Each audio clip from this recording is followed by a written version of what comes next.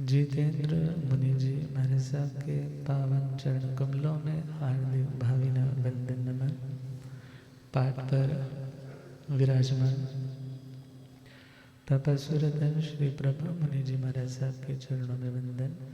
पाठ पर शोभायमान आगम रसिका महासाध्वी श्री प्रेक्षा जी महाराज साहब एवं समादरणीय महासाध्वी वृंद, धर्म सभा में उपस्थित धर्मानुरागियों, सुशीलवती माताओं और बहनों, ऐसी पुण्यदे से भाग्यदे से आप सबको संतों का समागम और वीतरागवाणी श्रवण करने का शुभ अवसर प्राप्त हो रहा है। आज का सौभाग्यशाली दिन कि आज हम सभी को गुरुदेव का पावन सानिध्य और गुरुदेव का मंगलमय व्याख्यान श्रवण करने का भी सौभाग्य मिलेगा। तो हम चलें श्रीमद् समवायान्वय सूत्र 32वां समवाय 32 योग संग्रह।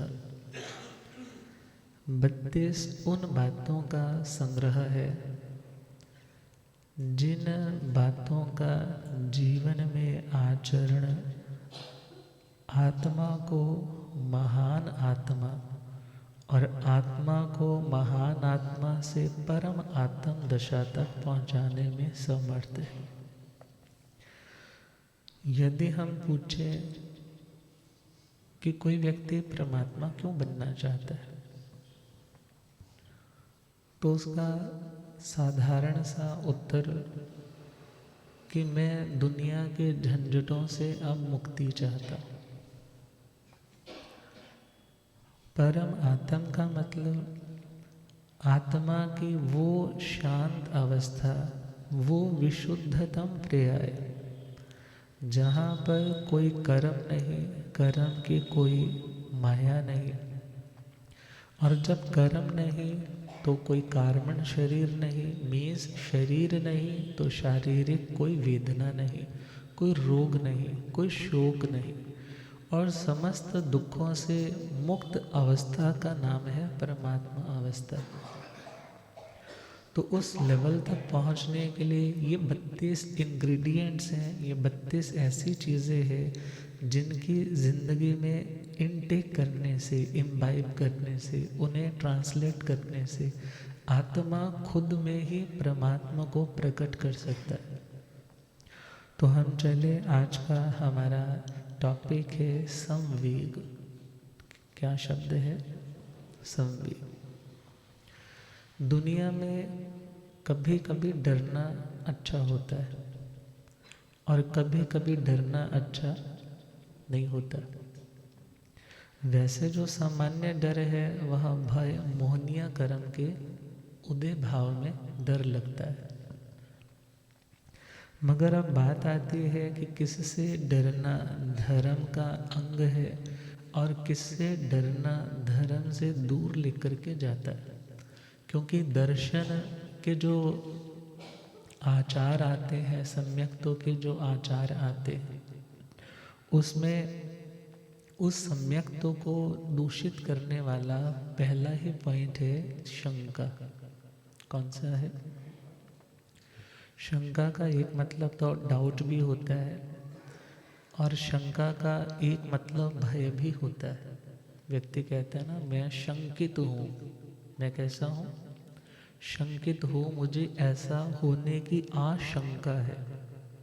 तो वहाँ पर वो डर, वो खतरा, वो भय का वातावरण जो वो महसूस कर रहा है कि कुछ ऐसा गलत हो सकता है, और जिसके मन में कुछ ऐसा डर बैठा है, वो 7 तरह के भय है, कोई भी डर उसमें है तो वो धर्म की विशुद्ध आराधना नहीं कर पाता।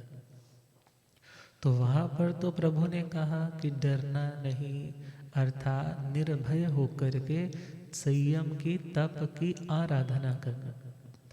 मगर जब बात चलती है संवेग की, तो संवेग का मतलब क्या है? सम उपसर्ग है और ओ विजी धातु से वेग शब्द बना है, जिसका मीनिंग है भय और चलना। वेग का यहाँ मतलब क्या है? वैसे तो वेग वेग का मतलब बोल देते हैं किसी की स्पीड, मगर यहाँ वेग का मतलब पहला मीनिंग है डरना और दूसरा मीनिंग है गति करना। और अक्सर होता है जब कभी व्यक्ति किसी चीज़ से डरता है तो वहाँ से तो भागता ही है, वहाँ से तो मूव करता ही है। जब 84 में दंगे फसाद होने लगे थे तो कितने लोग अपने बसे बसाए बिजनेस को, घरों को छोड़ करके किन किन शहरों में आकर के बस गए। अब विचार करना है उनके उन घरों को छोड़ने का प्रयोजन, रीज़न बिहाइंड क्या था। वो वहाँ अनसेफ फील कर रहे थे, खतरा महसूस कर रहे थे। और जहाँ खतरा है वहाँ व्यक्ति ज़्यादा लंबे टाइम नहीं रुकता, वो बोलता है यहाँ से निकल जाओ तो अच्छा है, इस जगह को छोड़ो, और जो सेफ स्थान है उसकी ओर मूव करने का वो प्लान बनाता है। तो संवेग का मतलब डरना भी है और गति भी करना है। मगर डरना किससे? बहुत से बच्चे ऐसे हैं, बोलते हमें स्थानक से डर लगता है। क्यों डर लगता है? बोले जी वहाँ ना महाराज जी नियम करवाते हैं ऐसे ऐसे करके, तो फिर मन नहीं करता जाने का।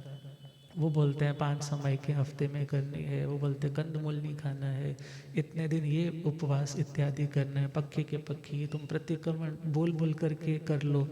अब वो बच्चा कहता है मेरे को तुम्हारा डर लगता है। मगर वो डरना तो अच्छा नहीं है, धर्म से डरना अच्छा नहीं है। मगर डरना किससे? साधारण शब्द में बोले तो पाप से डरना अच्छा है। एक श्लोक आता है, हर डर गुरु डर गांव डर। हर डर गुरु डर गांव डर, डर करने में सार, तुलसी डरे सो उबरे, गाफिल खावे मार। हर का मतलब भगवान। किससे डरो? ये वैसे देखा जाए एक व्यवहार भाषा है कि भगवान से डरो, मगर देखा जाए वीतराग शासन में तो कहा जाता है भगवान से डरने की कोई ज़रूरत। भगवान तो सबके लिए कैसे हैं? सबके लिए सेम है। भगवान किसी को ना सुख देने वाले हैं और ना किसी को दुख देने वाले हैं। तुम जहर खाओगे तो तड़पना तुम्हें पड़ेगा। यदि तुम अमृत, कोई अच्छी चीज़, न्यूट्रिशन जिसमें वैल्यूज़ अच्छी है, तुम भूखे पेट हो, तुम्हारे लिए वो नॉरिशिंग डाइट तुम्हें बड़ा सुकून देगी। अर्थात जैसा करोगे वैसा अनुभव तुम्हें होगा। तुम जहर किसी कमरे में कमरा, कमरे में कमरा, कमरे में कमरा, जैसे मानतुंगाचार्य जी को कितने ताले लगा करके तुम किसी ऐसी जगह पे जाके भी करोगे तो भी उसका फल मिलेगा। और यदि तुम सबके सामने करो, मैं तुझे छाती ठोक करके कहता हूँ मैं ये करता हूँ, तो भी उस कर्म का फल तुम्हें भोगना ही पड़ेगा। अब विचार करना है डरना किससे। कहते हैं एक बार एक आचार्य, मतलब जो पढ़ाने वाले थे, उन्होंने बच्चों से कहा कि मैं तुम्हें एक मिट्टी का या मोम का मुर्गा बना करके देता हूँ। तुम्हें ये मुर्गा वहाँ पर मारना है, इसकी गर्दन को अलग करना है जहाँ पर कोई भी तुम्हें देखता ना हो। अब उनमें से एक गया, झोंपड़ी के पास ही किनारे पर गया और देखा इधर उधर कुछ कोई नहीं देख रहा और गर्दन तोड़ दी, मरोड़ दी।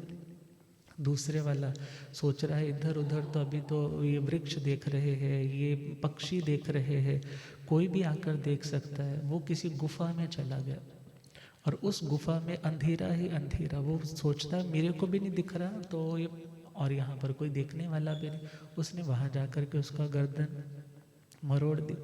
अब तीसरे वाला था, वो भी बहुत दूर दूर तक भटका, मगर उसे क्या रियलाइज़ हो रहा है, मुझे तो पता है ना मैं ये कर रहा हूँ, और भगवान तो सब कुछ ही जानते हैं कि कौन किस टाइम क्या कर रहा है। और ध्यान देना, डरने का मतलब क्या होता है? डरने का मतलब है जहाँ तुम्हें प्रेम होता है ना, प्रेम समझते हैं ना, प्रेम भी दो तरह का होता है, एक कंडीशनल, एक अनकंडीशनल। कंडीशनल में तुम सामने वाले के ऊपर कोई शर्त लगा कर के उससे प्रेम करते हो कि क्योंकि तुम्हें उससे कोई ना कोई बेनिफिट मिल रहा है। और अनकंडीशनल मीन्स तुम्हारा स्वभाव है प्रेम करना, तुम्हारा स्वभाव है केयर करना। तुम अपनी नेचर को रोक नहीं पाते। घर में होते हैं ना कुछ लोग, वो कहते हैं भाई हम गए थे उसके घर में, उसने तो हमें पूछा ही नहीं, उसने तो ड्राई फ्रूट वाली ट्रे सामने पड़ी थी, उसने तो खोल के ढक्कन भी नहीं ऐसे किया, और तुम हो कह रहे इनको कॉफ़ी पिलाओ, इनको ये खिलाओ, उनको वो खिलाओ। वो बोलता है भाई वो उसकी नेचर थी, वो संस्कार उसके थे, उसको ऐसे ही मिले होंगे, मगर हमें ऐसे संस्कार नहीं मिले। अब विचार करना है, अब जिससे प्रेम है, यदि अनकंडीशनली भगवान से ही प्रेम है, तो जिससे भी तुम्हें प्रेम होता है, तुम उसके रूठने से भय करते हो कि वो मेरे से रूठ ना जाए, मैं उसकी नज़रों में गिर ना जाऊँ, मैं उसकी नज़रों में कहीं डाउन ना चला जाऊँ। तो जिन्हें भगवान से प्रेम है, तो वो तो मन से क्या सोचते हैं, मैं कुछ भी करूँगा, भगवान तो मुझे, मैं भले आंखें बंद करके भी कर लूँ वो चीज़, मगर भगवान तो। और जिससे प्रेम है वो सोचता है मैं जिससे प्रेम है उसकी नज़रों से गिरना नहीं चाहता। तो पहला पॉइंट क्या हुआ, हर डर, भगवान का डर। किसका डर, भगवान का डर। अब बहुत बार घर में जब झगड़े होते हैं तो बहू रानी जब बहुत तंग हो जाती है, वो क्या बोलती है, कर लो जिसने तंग करना, भगवान तो देख। अब भगवान को देखने का मतलब क्या है, जो कर्म करोगे कर्म का फल तो तुम्हें भोगना ही पड़ेगा। तो पहला पॉइंट, डरना अच्छा है। कब, यदि तुम पाप से डरते हो, भगवान को ही तुम एक ऐसा स्थान बना करके कि भाई मैं भगवान से डरता हूँ। सपोज करो कोई तुम्हें बोलता है चलो तुम इस मंदिर में चलो, जहाँ पर लोगों की बहुत मान्यता जुड़ी हुई, और वहाँ पर बोलते हैं तुम यहाँ पर कसम खा करके बोलो कि तुमने ऐसा किया या नहीं किया, ऐसा देखा या नहीं देखा। तो वहाँ पर व्यक्ति क्या सोचता है, ये दरबार किसका है, एक लौकिक मान्यता है ना कि ये भगवान का स्थान है, तो यहाँ पर मैं झूठ, डर है अंदर कि यदि मैंने यहाँ पर झूठ बोला तो कुछ ना कुछ मेरे ऊपर कुछ बुरा प्रभाव इस चीज़ का आ सकता है। तो पहला पॉइंट हर डर। दूसरा डर है गुरु का डर। किसका डर, गुरु का डर। अब गुरु से डरने का मतलब अब ये नहीं है कि गुरु सामने बस सांस सूखने लग पड़े। डरने का मतलब क्या, डरने का मतलब कि उनका मेरे प्रति जो व्यवहार है वो वैसा ही प्रेम पूर्वक रहे, उनके मन में ज़रा भी फीकापन ना आए मेरे प्रति। कारण वो यदि हर चीज़ के लिए समझाते रहेंगे तो मैं तो अभी नाजान भी हूँ, मैं अनजान भी हूँ, नादान भी हूँ, मगर वो समझाते रहेंगे तो कहते हैं ना, इतने लोगों की दुनिया की बातों का असर नहीं होता जितना असर गुरु की बात का हो जाता है। तो वो सोचता है कि गुरु नाराज ना हो, इस बात का डर रहता है। किस बात का डर, कि गुरु नाराज नहीं होने चाहिए। अब ये सेकंड वाला डर, ये डरना भी तो अच्छा है ना। गुरु महाराज को पता चल गया, नियम तो करके गया था कि मैं ये चीज़ नहीं खाऊंगा, मगर वो दूसरे बंदे ने तो वीडियो बना कर लाया। हाँ महाराज ये देखो आपका भगत, आप बोलते हो कि आप तो कथा में भी नाम ले देते हो कि बहुत अच्छा श्रावक है, ये देखो क्या करता है, इसके बेटे की शादी पे भी शराब लगी। अब विचार करो, जिससे डर है। डर कब, जब प्रेम है, समर्पण है गुरुओं के प्रति, तो उसके मन में वो एक भय होता है, मेरे गुरु मेरे से नाराज ना हो जाए। भले किसी को इस बात का भी डर होता है, आज तक इनकी बहुत कृपा रही है, वो कृपा बंद ना हो जाए। मगर अध्यात्म की दृष्टि से देखा जाए तो गुरु के प्रति जो समर्पण है, तो शिष्य सोचता है मेरी मुक्ति का आधार मेरी गुरु की कृपा है। किसकी कृपा है, यदि मेरे गुरु नाराज है तो मुझे कोई सुधारने वाला नहीं है। अर्थात एक गुरु ही है जिनकी बात को मैं सुनता हूँ, तो मुझे उनको नाराज नहीं करना। अर्थात जिसके मन में गुरु के प्रति भी कैसा सम्मान है कि वो मेरे से नाराज ना हो, तो वो दूसरा डर भी तो अच्छा है ना, गुरु डर। तीसरा है गांव डर। कौन सा डर, गांव का मतलब शहर का, सोसाइटी का। अब आपकी भाषा में बोले तो शरीके का डर।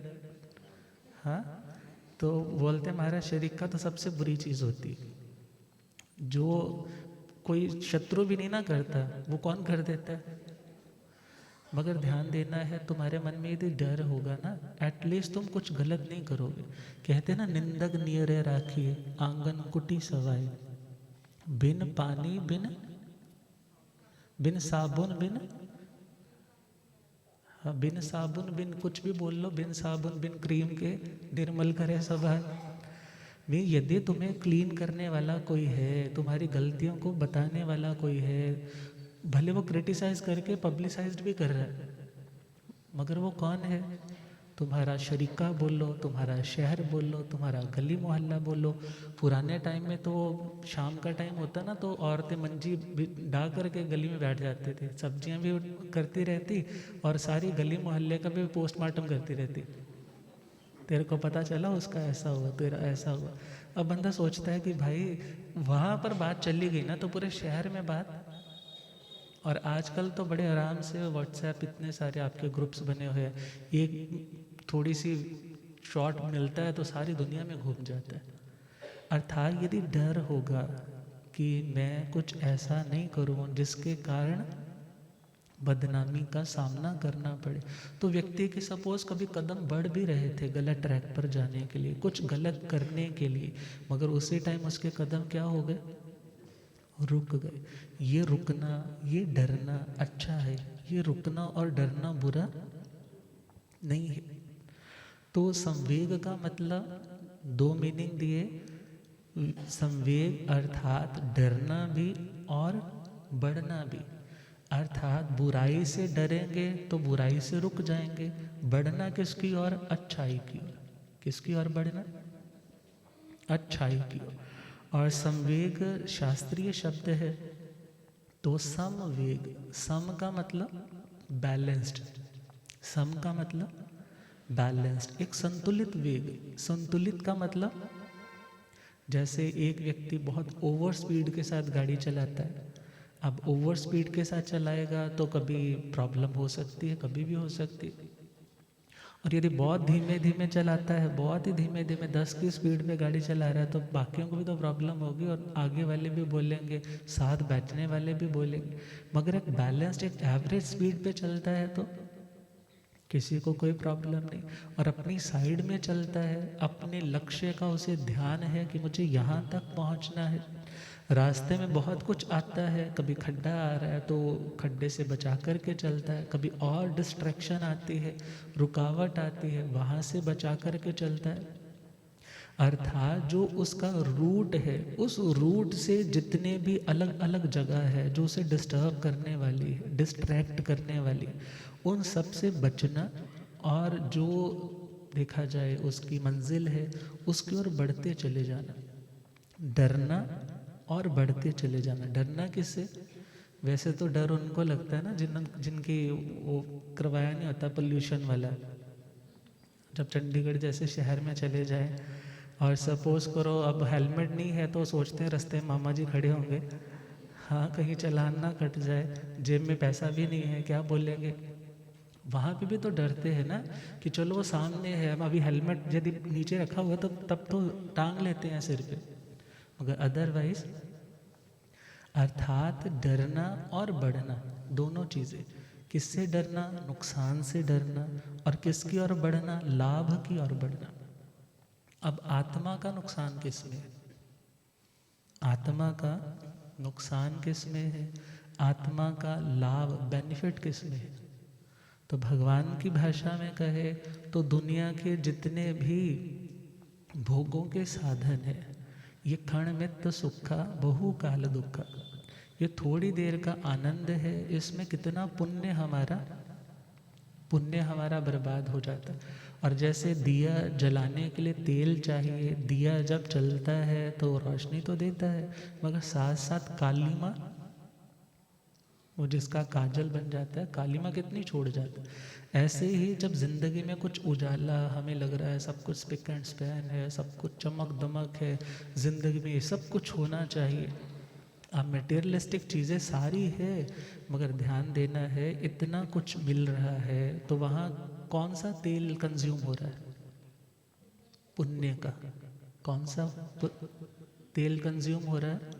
पुण्य का। अब जगमग जगमग तो हो रही है, मगर उसके साथ साथ कालीमा, पापों की कालीमा, पाप बढ़ रहे हैं।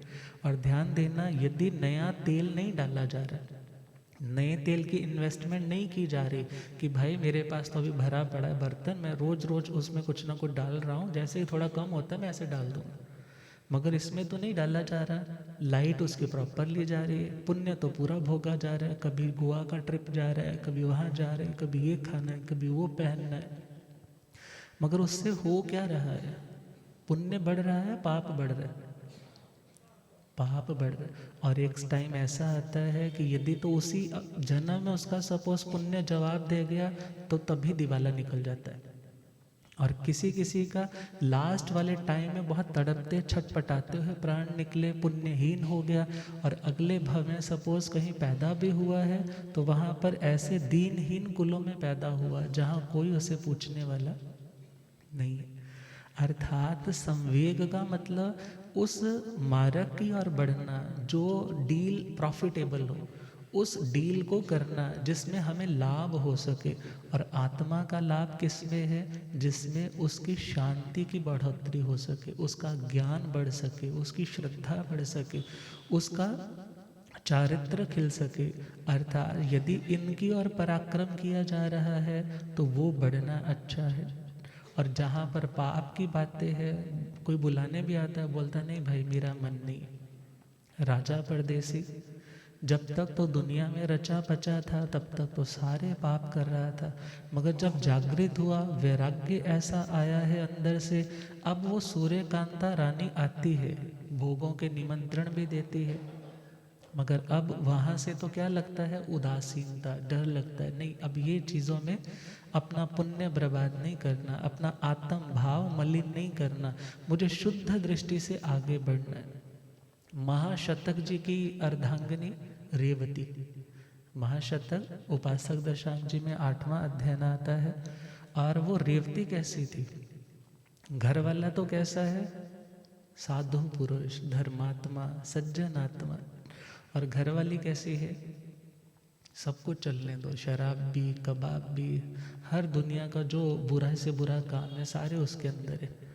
अब उसको तड़प उठती है कि ये अब मेरे प्रति वैसा क्यों नहीं रहा, मगर अब उन्हें क्या है? दुनिया के भोगों से बच रहे हैं कि मुझे अब भय लगता है। क्यों?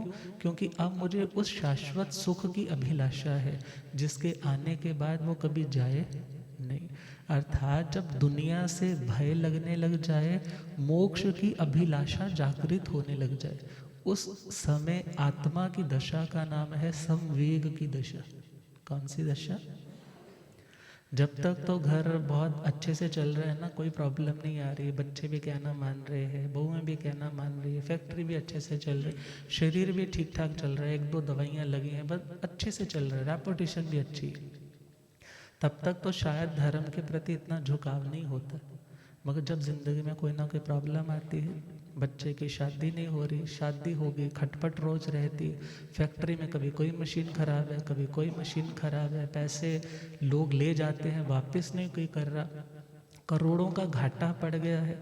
और ऐसे टाइम में जब देखता है कोई रिश्तेदार आकर के राजी नहीं, बच्चे अपने अपने कमरों में बिजी है, हमें बुलाकर राजी नहीं, वो सोचते हैं हमने इतना कुछ किया, किसके लिए किया? इतना कुछ किया किसके लिए किया? क्या हमने अपनी आत्मा का कुछ किया? तब जाकर के कईयों को ख्याल आता है अरे हमने खुद के लिए तो किया ही नहीं। और फिर वो कुछ ना कुछ धर्म करने की भावना तो भाते हैं, मगर पूर्व का अभ्यास दुनिया का इतना ज़्यादा कि उनका धर्म में मन नहीं लगता। क्या नहीं लगता? बार बार आरत ध्यान करते, बार बार उन्हीं चीज़ों को रिकॉल करते हैं, मैंने उसका इतना किया था, मैंने उसको इतना दिया था, आज मुझे कोई पूछने वाला नहीं। मगर जिस व्यक्ति ने धर्म किया है, सपोज थोड़ा थोड़ा भी किया है, वो जानता है कि दुनिया का तो यही स्वरूप है, कभी किसी को जल्दी दिख जाता है और कभी किसी को लेट दिखता है, और कभी दिखता है सबको मगर इग्नोर कर देते। क्यों? क्योंकि आज जिस कंधे पे सर रख के रोते हैं, वो जब सपोज कंधा हट जाता है तो दूसरा कंधा ढूंढ लेते, और इसी कारण संवेग भाव आ नहीं पाता। मगर भगवान ने क्या बोला? जब आत्मा में संवेग आता है, अर्थात दुनिया से भय और मोक्ष की अभिलाषा, मुक्ति की अभिलाषा अंदर जागती है कि मुझे अब कुछ नहीं चाहिए। बहुत से ऐसे होते हैं ना, कहते सब कुछ है जी घर में, बस घर में शांति नहीं है, अंदर शांति नहीं। तो वहाँ पर उसका आंसर क्या है? तुम डिटैच होना सीखो। तुम क्या होना सीखो? डिटैच होना सीखो, उन चीज़ों से अनासक्त होना सीखो। अदरवाइज प्राण निकलेंगे उस टाइम भी तुम्हें बहुत प्रॉब्लम होगी।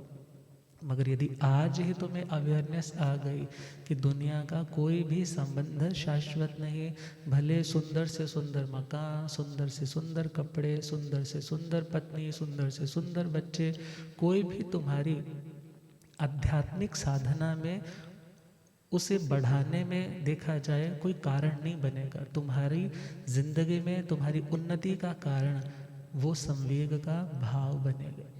तो भगवान से पूछा जाता है 29वें अध्याय में कि संवेग से क्या मिलता है?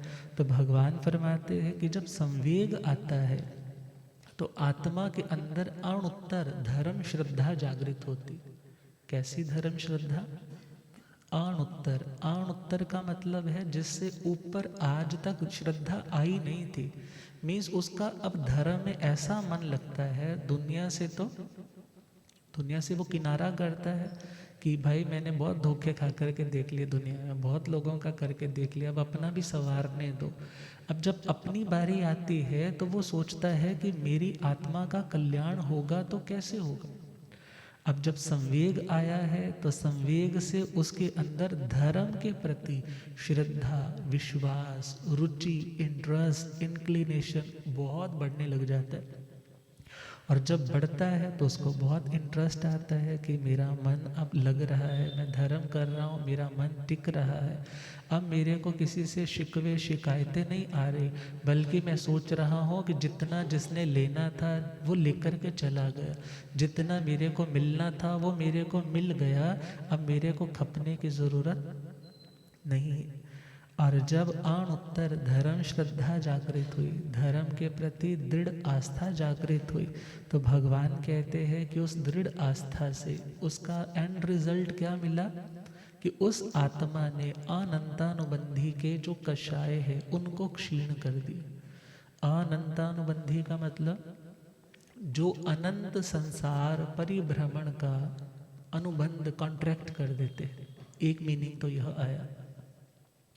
दूसरा मीनिंग है कि ऐसे उग्र क्रोध इत्यादि आते हैं कि जिन्हें रोकना भी कठिन है, सारी उम्र ही गुस्से में निकलती, सारी उम्र अपने घमंड ईगो को पुष्ट करने में निकलती, अब वो संस्कार उसके टूटने लग जाए।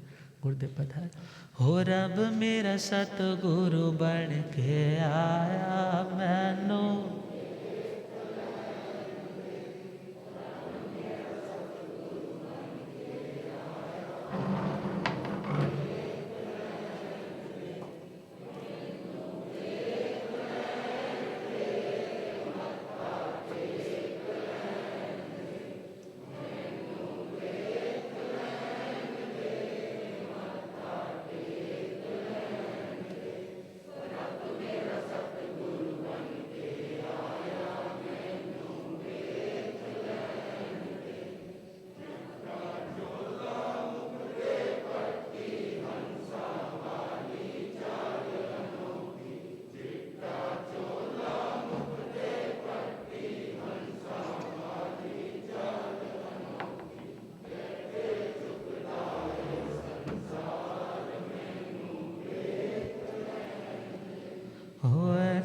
चुकदा संसार मैनो,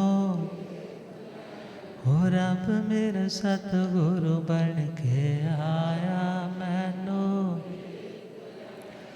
ओ पौंदे पौंदे पानी देंदा सुके बूटे हरे कर देंदा, पौंदे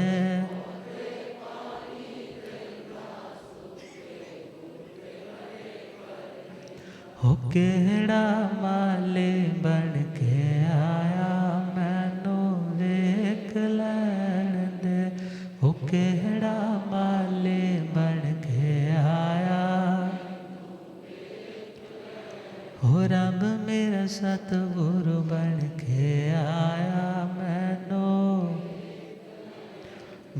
आगम ज्ञाता आगम पुरर्जन शास्त्रतन हिमाचल केसरी उपाध्याय भगवंत श्रद्धे गुरुदेव श्री जितेंद्र मणि जी।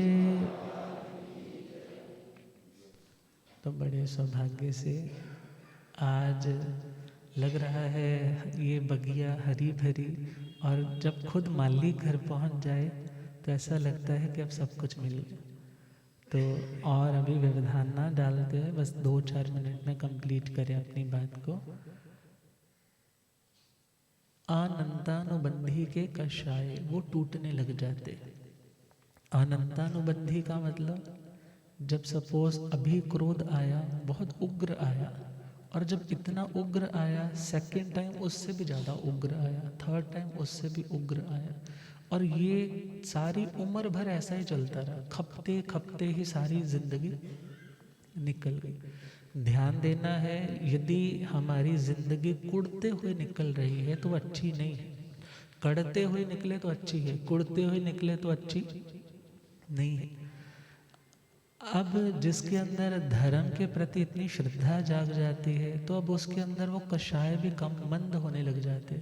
वो सोचता है किसके लिए लड़ना, किस चीज़ को पाने के लिए लड़ना, जो अपना है वो अपने पास है, फिर क्यों इतना मन पे बोझ रखना, घमंड किसका करना, किसको दिखाना, जब पता है एक दिन सब मिट्टी में मिलने वाले, फिर किसके लिए अपनी ईगो को पुष्ट करके दिखाना, छल कपट किसके लिए करना। अर्थात कपट करके किस इमेज को बनाना चाहते, कपट करके हम क्या पाना चाहते, जो पाएंगे भी वो भी सदा रहने वाला नहीं है। और चौथा पॉइंट वो सोचता है लोभ किस चीज़ का करना, लोभ किस चीज़ का करना, जो जिसके भाग्य का है उसको मिल रहा है। मैं सपोज आज कितना कुछ इकट्ठा कर भी लूँ तो भी वो शाश्वत रूप से मेरे साथ रहने वाला नहीं। और उसी के साथ साथ उसका वो दर्शन मोहनीय का त्रिक, जिसमें सम्यक्तो मोहनीय, मिश्र मोहनीय, मिथ्यात्व मोहनीय, ये 3 और 4 वो साथ के साथ क्या होने लग जाते हैं, क्षीण होने लग जाते हैं। 3 स्थितियां हो सकती है, या तो उपशम, या उनका क्षय, या उनका क्षोक्ष। अब इनके बाद क्या होता है, क्या लाभ मिलता है आत्मा को, तो इसके बारे में फिर चर्चा करेंगे, प्रेम से गुनगुनाएंगे। जागे मन में मुक्ति की जो प्यास है, जागे मन में मुक्ति की जो, धर्म के बिन न लगता कोई खास है। जागे मन में मुक्ति की जो,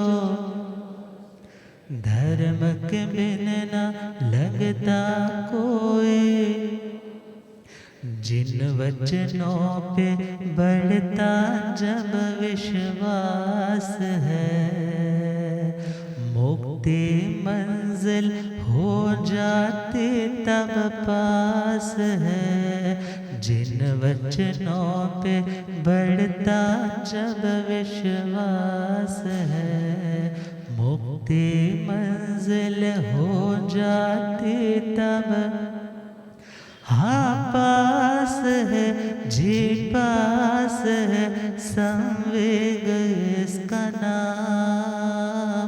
जागे मन में मुक्ति की जो प्यास है, धर्म के बिन न लगता कोई, शास्त्र वाणी सुनने की अनुपम लगन है लग जाते। शुद्ध स्वरूप को पाओ में भावना मन में जग जाती। शास्त्र वाणी सुनने की अनुपम लगन है लग जाते। शुद्ध स्वरूप को पाओ में भावना मन में जग जाती। आत्म रमण प्रभु को नमन, आत्म रमण प्रभु को नमन, मंजिल का रहता ध्यान। दुनिया के सुख दुख का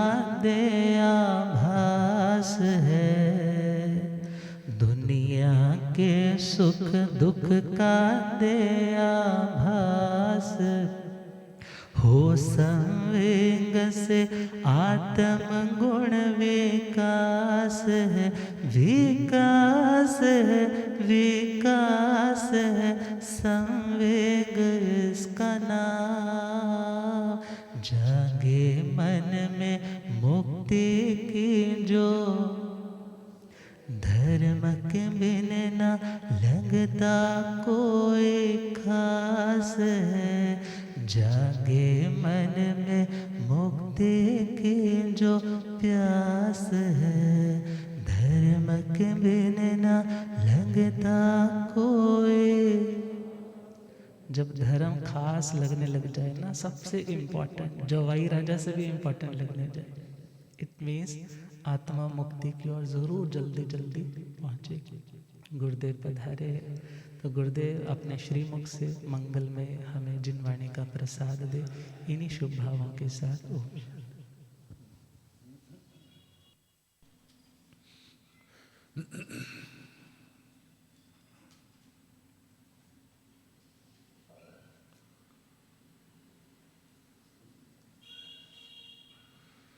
जीर्ण वयन अनुरक्ता, जीर्ण वयन जे करन्ति भावेण, अमला असंकिलिठा ते हुन्ति परित संसारी।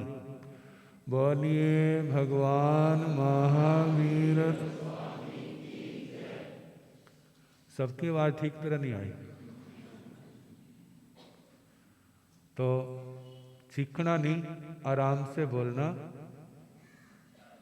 अपनी जीवा को, दिल दिमाग को भगवान का जयकारा लगा के पवित्र करना।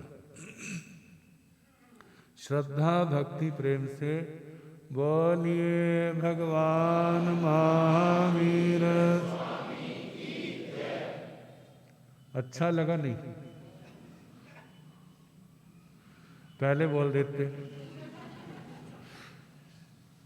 ना बोलते तो तीसरी बार फिर बुलवाता। पावन चरित गुरुदेव जी, बंधु मन वच काए, भव सागर को तरण में करो हमारी सहाय। जिन शासन जिन वाणी सदा जयवंत हो, श्रमण संग सदा अविचल मंगल हो। मुक्ति को प्राप्त श्रमण भगवान महावीर स्वामी, उनकी परम पावन कल्याणी भागवती वाणी वाचक प्रमुख